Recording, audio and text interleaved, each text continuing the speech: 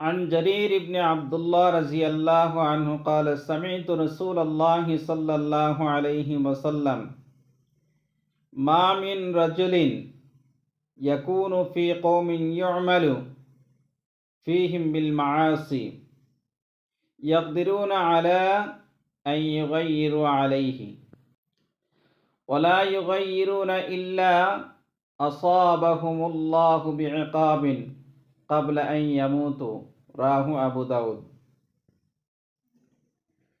হযরতে জারির ইবনে আব্দুল্লাহ রাদিয়াল্লাহু তাআলা আনহু থেকে বর্ণিত, তিনি রাসূলুল্লাহ সাল্লাল্লাহু আলাইহি ওয়াসাল্লাম থেকে ইরশাদ করেন যে আল্লাহর রাসূল সাল্লাল্লাহু আলাইহি ওয়াসাল্লাম বলেছেন, কোন কওমের মধ্যে যদি কেহ কোনো গুনাহের মধ্যে লিপ্ত হয় আর ওই কওমের শক্তি থাকা সত্ত্বেও যদি ওই ব্যক্তিকে বাধা প্রদান না করে, গুনাহ থেকে না ফিরায়, তবে তাদের মৃত্যুর আগে আল্লাহ তাবারাকা ওয়া তাআলার গজব অবতীর্ণ হবে।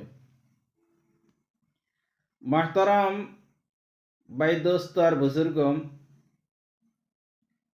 বর্তমান যুগে অপরিচিত অথবা সমমানের কাউকে গুনাহের কাজ থেকে ফিরানো তো দূরের কথা, নিজের পরিবার পরিজন সন্তান সন্ততিদেরকে আমরা অনেকেই তাদেরকে গুনাহ থেকে বাঁচানোর চেষ্টা করছি না।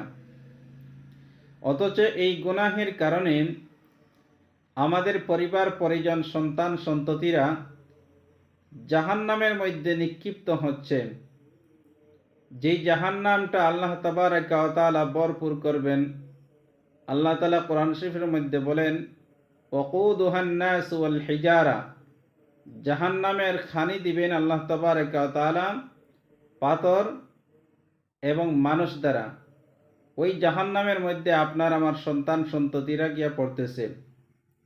কিন্তু আমাদের সন্তানদেরকে দুনিয়ার কোনো মুসিবত থেকে বাঁচানোর জন্য কত চেষ্টা প্রচেষ্টা করি এবং নিজেও বাঁচার জন্য কত চেষ্টা প্রচেষ্টা করি।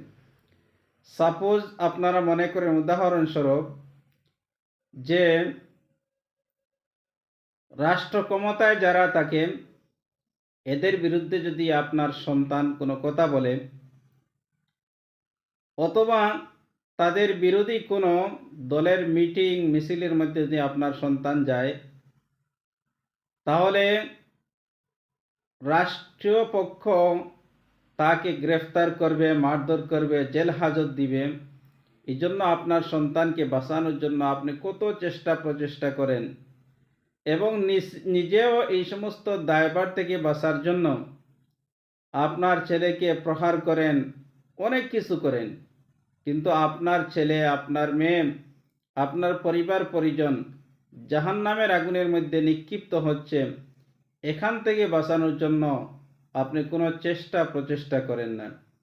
এই জন্যই তো আমাদের উপরে আপনার বয়ে আসছে বিভিন্ন সময়ে আপনার আযাব গজব, এর কারণেই আসছে।